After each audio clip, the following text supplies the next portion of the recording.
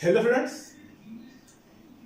पिछले क्लास में हम लोग जो पहले क्लास हुआ इसमें हम लोग देखें application of differentiation, maximum minimum. Last topic था एप्लीकेशन ऑफ डिफरेंशिएशन का। अब यहां से स्टार्ट होता है integration. Integration means antiderivative. Initially stage की अगर बात करें तो जैसे आप इसको प्रॉब्लम को आगे बढ़िएगा, जब सोल्व कीजिएगा तो ऐसा लगेगा कि हम लोग बिना इंटीग्रेशन को बिना डिफरेंशिएशन के इंटीग्रेशन सोल्व नहीं कर पाते। हम लोग बिना इंटीग्रेशन के एक भी स्टेप आगे नहीं बढ़ पाएंगे। हमको स्टार्ट करना ही होगा डिफरेंशिएशन से। थोड़ा सा इसके बारे में अगर जाने हम लोग तो इंटीग्रेशन, जैसे डिफरेंशिएशन के बारे में बात कर रहे थे तो बात ये थी कि हम लोग को डिफरेंशिएशन का जरूरत पड़ा क्यों था। तो बात कर रहे थे कि उसमें दो साइंटिस्ट थे, एक न्यूटन और एक लेविन्स, जो डिस्कस कर रहे थे इस बात पर कि किसी पार्टिकुलरली इंस्टेंट पर वेलोसिटी एक्सेलरेशन क्या होगा। ये न्यूटन कर रहे थे फिजिक्स के लिए, और मैथ के लिए रिसर्च कर रहे थे लेविन्स, जो ये पता करने की कोशिश कर रहे थे कि कोई कर्व है तो किसी पॉइंट पर टेंजेंट कैसा होगा। अगर हम इंटीग्रेशन की बात करें तो इंटीग्रेशन का मेन डिस्कवर किया गया था किसी प्लेन फिगर का एरिया कैलकुलेट करने के लिए। फिगर कैसा भी है इससे मतलब नहीं है। सपोज जैसे इसी का हमको एरिया कैलकुलेट करना है, ये तो बहुत सिंपल फिगर है, लेकिन इसमें और भी फिगर आते हैं, बहुत सारे फिगर आएंगे। तो इसका एरिया कैलकुलेट करने के लिए शुरुआत में इसका डिस्कवर किया गया था। लेकिन आपको ऐसा लगेगा बाद में देखने पर कि जैसे हमको बिना डिफरेंशिएशन के इस पे आगे बढ़ नहीं सकते हैं। तो ऐसा लगेगा कि पहले डिफरेंशिएशन तैयार हुआ होगा, उसके बाद इंटीग्रेशन का यूज आया होगा, लेकिन ऐसा नहीं था। अगर हम फॉर्मूला की बात करें या एक सिस्टम जो इसमें चाहिए था हमको, वो फार्मूला किस तरह से तैयार करते हैं, ये तो डिफरेंशिएशन के बाद हुआ। लेकिन अगर इंटीग्रेशन का एप्लीकेशन यानी कि एरिया फाइंड करने की बात करें तो बहुत काफी पहले से ही ये पॉपुलर था। वहां लोग इंटीग्रेशन के नाम से नहीं जानते थे इसको, वहां एरिया कैलकुलेट करते थे सीधा। किसी भी तरह का फिगर है, बहुत कॉम्प्लिकेटेड फिगर को भी लोग कैलकुलेट कर लेते थे एरिया। तो यहां पर जैसे एरिया की बात आई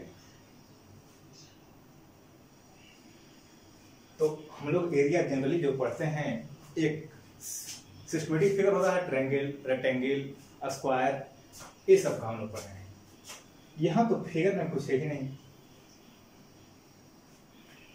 तो इसमें किए क्या कि एक बहुत स्मॉल पीस काटे, हालांकि ये बहुत थिक है, एक बहुत स्मॉल पीस काट लिए हैं। आप लोग इसका यूज देखे होंगे फिजिक्स वगैरह में, जहां पर आप लोग electric field intensity, magnetic field intensity calculate करते हैं, या फिर ग्रेविटेशनल फील्ड इंटेंसिटी कैलकुलेट करते हैं, वहां पर आपको इसका यूज आया होगा। या मोमेंट ऑफ इनर्शिया, तो वहां पर एक छोटा सा पीस काटते हैं और थ्रू आउट इंटीग्रेशन कर देते हैं। तो यहां पर भी यही चीज हुआ, हर एक जगह को बहुत पतले पतले पीस में काट दिया गया, स्लाइस बना दिया गया हर एक जगह। तो एक पीस अगर जो यहां काटा गया है, बहुत छोटा पीस, तो लेंथ y मान लेते हैं, जो ये पॉइंट होगा, और इसका थिकनेस बहुत कम है dx, तो y इंटू dx अगर कर देते हैं हम लोग तो इसका एरिया आ जाएगा। इस तरह से हर एक पार्ट को हम लोग इस तरह से स्लाइस करके और ऐड करते चले जाएं, तो हम लोग को एरिया जितना ही वैल्यू है सबका एरिया हम लोग को फाइंड आउट हो जाएगा।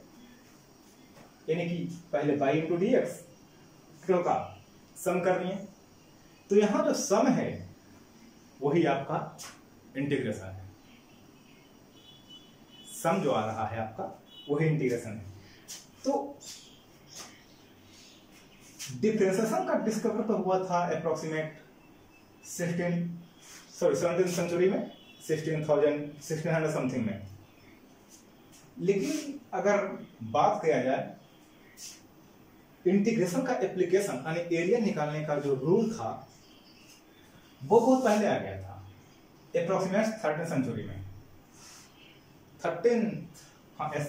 13th सेंचुरी में 1200 समथिंग में आ गया था इसका रूल।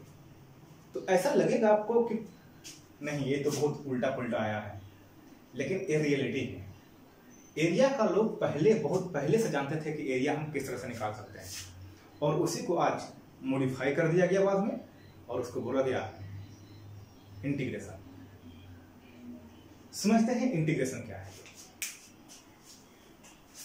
तो समझते हैं इंटीग्रेशन को हम लोग। देखिए, let DC of a function f(x) f(x) मान लेते हैं f(x) फंक्शन है, और उसका डिफरेंशिएशन यहां पर हम स्मॉल लिख दिए हैं और यहां कैपिटल लिख दिए हैं। तो DC of a function f(x) is f(x). कहने का मतलब that is D f(x) by dx equal to f(x). f(x) का differentiation f(x), then the integration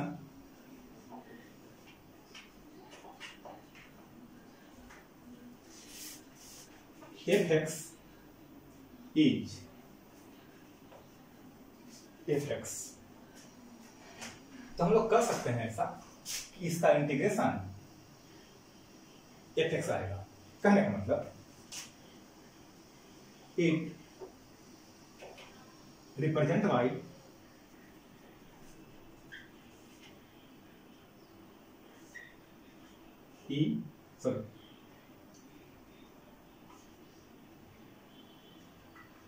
f(x) dx equal to f(x). अब यहां पर एक बात समझते हैं, यहां f(x) का इंटीग्रेशन f(x) आया है, तो हम लोग जैसे यहां पर फंक्शन का डीसी बोल देते हैं, तो यहां पर इसका कुछ स्पेसिफिक नेम दिया गया है। तो जिस प्रोसेस के थ्रू हम लोग फाइंड आउट करते हैं इंटीग्रेशन, उसको बोलते हैं इंटीग्रेशन। जिसका हम लोग वैल्यू निकाल रहे हैं उसको बोलते हैं इंटीग्रेंड, और जो हम लोग को आया है वैल्यू उसको बोलते हैं इंटीग्रल। तो इंटीग्रेशन करने का मतलब हो गया हम लोग को the process of finding integral of a function called integration. जिस प्रोसेस को हम अप्लाई करते हैं इंटीग्रल निकालने के लिए उसको हम बोलते हैं इंटीग्रेशन। जिसका हम लोग इंटीग्रल कैलकुलेट कर रहे हैं उसको बोलते हैं हम लोग इंटीग्रेंड, और जो हम लोग को रिजल्ट आया है उसको बोलते हैं इंटीग्रल। इंटीग्रल का मतलब ऐसा भी कर सकते हैं जैसे ये आपका इंटीग्रल है, तो एक ऐसा फंक्शन जिसका डीसी इंटीग्रेंड के बराबर है, यानी कि इसका डीसी हम लोग को f(x) का डीसी f(x) था, तो जिस फंक्शन का डीसी इंटीग्रल के इंटीग्रेंड के इक्वल है उसको हम बोल सकते हैं इंटीग्रेंड। तो देखिए हम लोग के पास कुछ इस तरह से तैयार हुआ, f(x) dx equal to f(x). यहां f(x) कहने का मतलब आ गया हम लोग को इंटीग्रेंड, यही f(x) इंटीग्रेंड है, और ये f(x) आपका इंटीग्रल है। और जो प्रोसेस हुआ आप लोग का, इस पूरे प्रोसेस जिस प्रोसेस हम लोग फाइंड आउट करेंगे उस प्रोसेस का नाम हो गया इंटीग्रेशन। ए आपका कुछ वैल्यू है। अब यहां पर दो चीज समझिए। अब जैसे अगर हम बात करते हैं यहां कि sin x का डीसी cos x, कोई दिक्कत नहीं। और अगर हम लोग फाइंड करते हैं d sin x प्लस 2, हम लोग इसका डीसी कैलकुलेट करें तो यहां पर भी हम लोग को आएगा cos x या फिर x स्क्वायर प्लस 2 प्लस 3, इसका डीसी कैलकुलेट कीजिए तो आप लोग को क्या आ जाएगा 2x प्लस 2 या फिर dy by D x x square plus 2x minus 3, इसका ही वैल्यू आपको 2x प्लस 2। अब यहां कुछ सोचने की बात है, यहां पर जो वैल्यू आपका आया है इससे कोई इफेक्ट इस पर नहीं पड़ रहा है। यहां पर आप ABCD कुछ भी डाल दीजिए, कोई इफेक्ट नहीं होगा। तो अगर हम लोग चाहते हैं कि 2x प्लस 2 इसका हम लोग इंटीग्रेशन लिखें तो कौन सा इंटीग्रेशन देंगे हमें? ये तो तय है कि x स्क्वायर प्लस 2x आएगा, x स्क्वायर प्लस 2x आएगा, लेकिन ये जो कांस्टेंट है वो आ सकता है और कांस्टेंट एग्जैक्ट ये नहीं भी होगा। मान लीजिए यहाँ पर 4 होगा, 6 होगा, 8 होगा, 7 होगा, 8 होगा, -a minus b minus c कुछ भी हो सकता है।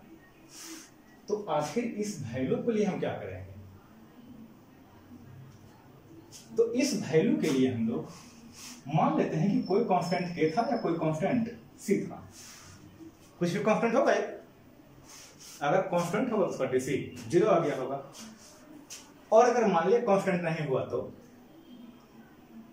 ये भी बात है कि चलिए हम कांस्टेंट दे दिए, यहां पर हम कोई कांस्टेंट हमको रिप्रेजेंट कर देगा, लेकिन अगर कांस्टेंट नहीं हुआ तो भी कांस्टेंट होगा, तो कांस्टेंट होगा यहां 0, तो वैल्यू आपके पास ये रह जाएगा x स्क्वायर प्लस 2x।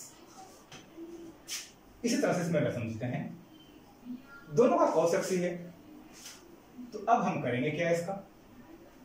अगर cos x का हम डीसी लिखने के लिए जाएं, सॉरी इंटीग्रेशन, तो sin x, ये होता है कि sin x आएगा, लेकिन साथ में जो कांस्टेंट है उसके लिए हम c डाल देते हैं। अगर कुछ कांस्टेंट है तो एक स्पेसिफिक वैल्यू के लिए वो आएगा, और अगर नहीं है तो c का वैल्यू 0 होगा। मीन्स इसमें एक कांस्टेंट आपको होगा।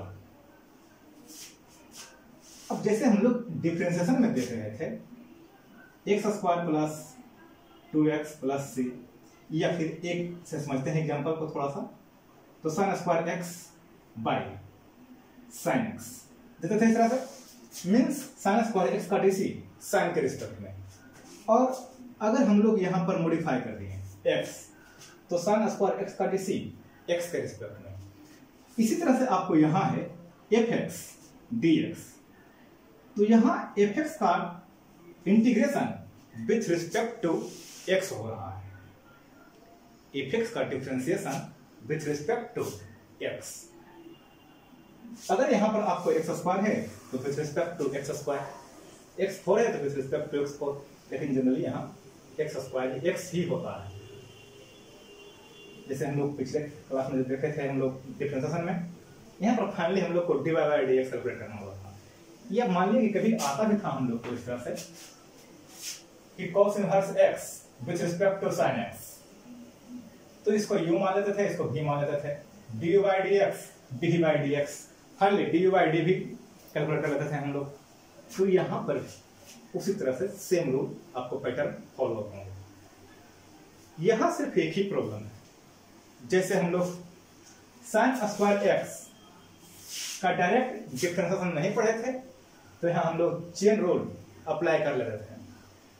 पहले हम लोग स्क्वायर करते हैं, फिर sin का करेंगे, और फिर जो भी मान लीजिए यहाँ पर आ गया आपको x स्क्वायर, तो फिर x स्क्वायर करेंगे हम लोग फाइनली। लेकिन यहाँ वो बात नहीं है, आपको जब तक एग्जैक्ट फॉर्मूला टैली नहीं करे तब तक आप यहाँ पर कोई रूल अप्लाई नहीं कर सकते हैं। फॉर्मूला एग्जैक्ट अप्लाई होना ही चाहिए, तभी आप कोई रूल अप्लाई करेंगे। और अगर फॉर्मूला एग्जैक्ट अप्लाई नहीं हो रहा है तो पहले आपको उस स्टैंडर्ड फॉर्म में कन्वर्ट करना होगा और उसके बाद आपका रिजल्ट या इंटीग्रेशन आएगा। कोई दिक्कत नहीं, समझते हैं कुछ। तो अगर हम लोग देखें तो हम लोग के पास ये वैल्यू आया d, sorry integration of f x d x equal to f x, इधर था हमारे पास वैल्यू। अब यहां पर हम लोग एक डालेंगे सी, जेयर सी कांस्टेंट कॉल्ड इंटीग्रेशन कांस्टेंट, या फिर इसी को बोलते हैं कांस्टेंट ऑफ इंटीग्रेशन। यहां से अब हम लोग इंटीग्रेशन को दो पार्ट में डिवाइड करते हैं। अगर हमको एग्जैक्ट वैल्यू चाहिए सी का, तो अगर वैल्यू सी का एग्जैक्ट हमको चाहिए, जनरल वैल्यू नहीं चाहिए, तो जनरल इंटीग्रेशन हो गया है। तो यहां से हम लोग दो पार्ट में डिवाइड करते हैं, यानी कि टाइप्स ऑफ अगर इंटीग्रेशन बांटे हम लोग,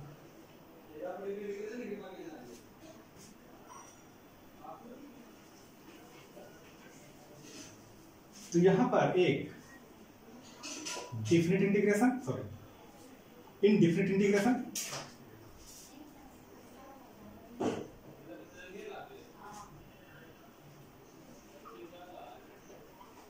और second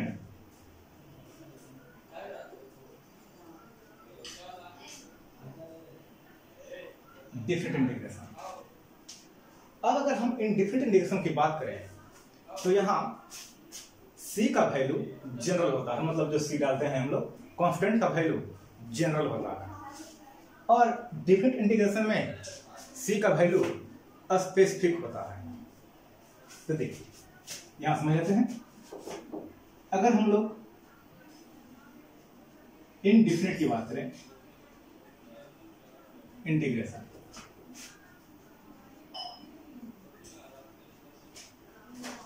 the integration in which value of integration constant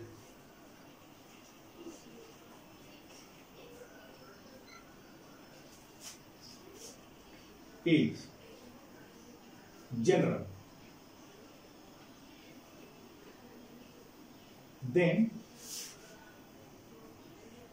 they called indefinite integration. और अगर हम लोग डिफिनिट इंटीग्रेशन की बात करें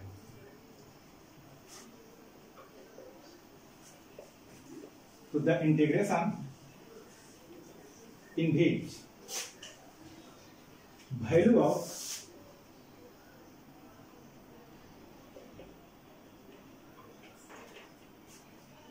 इंटीग्रेशन कांस्टेंट स्पेसिफिक कॉल्ड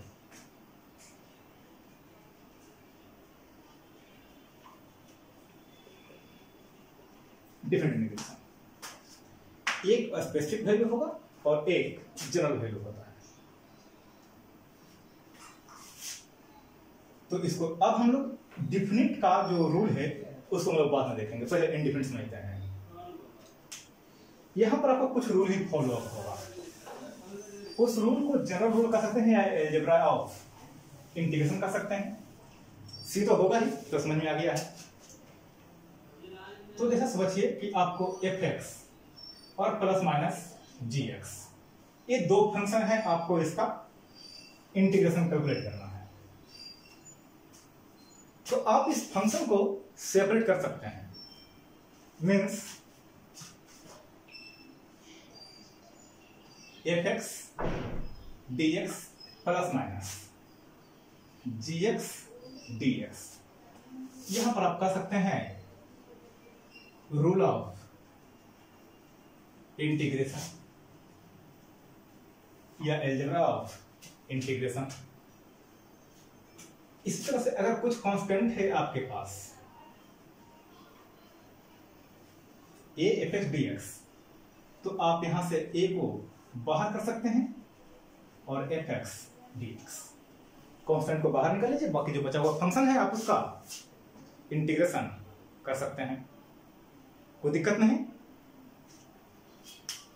अब इसमें कुछ फॉर्मूला है, एक फॉर्मूला तो आपका बेसिक है, हर हाल में जानना ही होगा।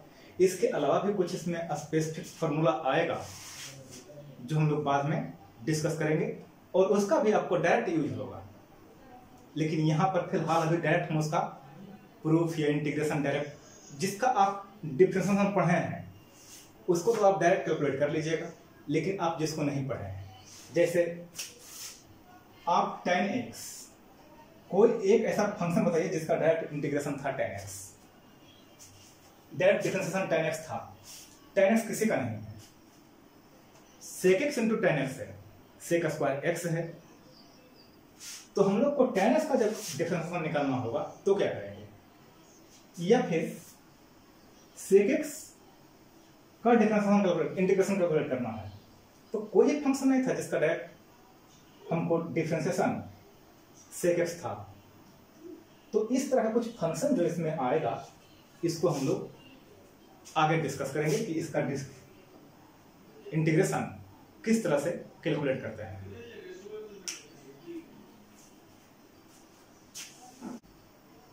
इसे समझते हैं अगर हम लोग dxn by dx, तो हम लोग को क्या था n x n माइनस 1, ये आएगा हम लोग के पास वैल्यू एक्स एन का डिफरेंशिएशन, पावर को ऐड करेंगे और पावर में 1 माइनस करेंगे, तो हम लोग के पास जो इंटीग्रेशन आएगा वो n x n minus 1 dx, इसका होना चाहिए हम लोग को x n। थोड़ा सा ये पढ़ने में हम लोग को अजीब लगता है, किस तरह से इसको याद रखेंगे, तो इसको आप ऐसा समझिए, x n plus 1 by n plus 1, हम लोग इसका डीसी कैलकुलेट करते हैं।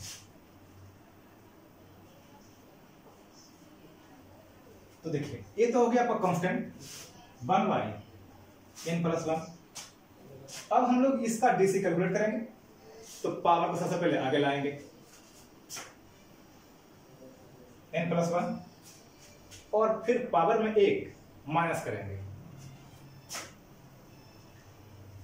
xn, ये फिर कर सकते हैं n प्लस 1 माइनस 1, तो एक कैंसिल हो गया, यहां से आपका एक कैंसिल हो गया, यानी कि xn। तो हम लोग कह सकते हैं xn का इंटीग्रेशन जो होगा हम लोग को वो x n plus 1 by n plus 1, यानी पावर में 1 ऐड करेंगे और पावर से डिवाइड करेंगे, उसी पावर से जो पावर ऐड करने के बाद आया है उसी पावर से हम लोग डिवाइड करेंगे। जैसे यहां x3 dx, आप लोग को यहां आ जाएगा x 3 प्लस 1 बाई 3 प्लस 1, यानी कि x4 बाई 4, या फिर x4 plus 3x cube plus 2x square plus x, इस तरह से मानते हैं। तो इसको स्प्लिट कर देंगे, प्लस माइनस जो भी जहां पर है, तो यहां से स्प्लिट करेंगे तो x4 dx, 3 कांस्टेंट है तो 3 x3 dx plus 2 x square dx plus x dx, कुछ इस तरह से आप अलग कर दीजिएगा। इसके बाद पावर में एक ऐड करेंगे 5 और 5 से डिवाइड देंगे, plus 3 x4 by 4 dx, sorry dx नहीं प्लस 2x³/3 प्लस x²/2। ये आपका इंटीग्रेशन आ गया इसका। कोई दिक्कत नहीं समझने में? तो ये आपका एक फॉर्मूला तैयार हुआ। कुछ फॉर्मूला को और देखते हैं हम लोग। तो फर्स्ट फॉर्मूला हम लोग के पास है था, तो हम लोग इसको लिखते हैं integration of xn dx equal to x n+1/n+1 और साथ में कांस्टेंट जरूर दीजिएगा, कांस्टेंट देना नेसेसरी है। इस तरह से अगर हम देखें तो dx/dx इसका हम लोग को dc 1 आ रहा था, x का dc x के रिस्पेक्ट में 1। तो अगर हम लोग dx या फिर 1 का हम डिफरेंशिएशन इंटीग्रेशन कैलकुलेट करें तो हम लोग को x आना चाहिए, x प्लस c। तो हम लोग सीधा कह सकते हैं dx का इंटीग्रेशन x। इस तरह से d1/x/dx इसको हम लोग देखे थे log x। तो हम लोग कह सकते हैं ऐसा log x dx equal to 1/c या फिर d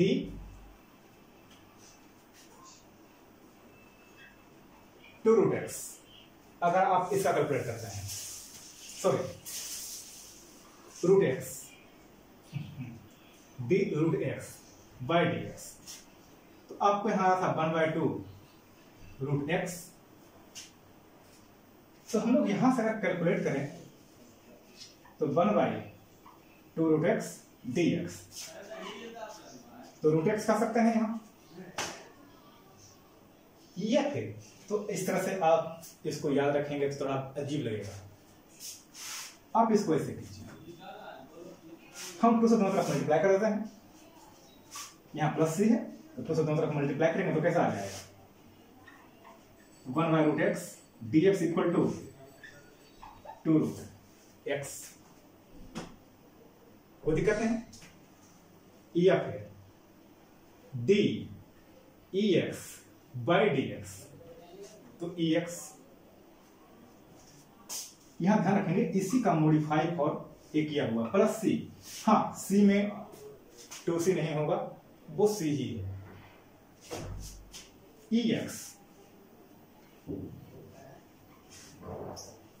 ex और प्लस c, ex पर कोई इफेक्ट नहीं होता है, जैसा था ये वैसे ही रहता है। तो यहां आपको ex का इंटीग्रेशन ex आ गया, कोई दिक्कत नहीं। ये कुछ फॉर्मूला फिलहाल अभी है, नेक्स्ट क्लास में हम लोग कुछ और फॉर्मूला का डिस्कस करेंगे, उसके बाद प्रॉब्लम को समझेंगे।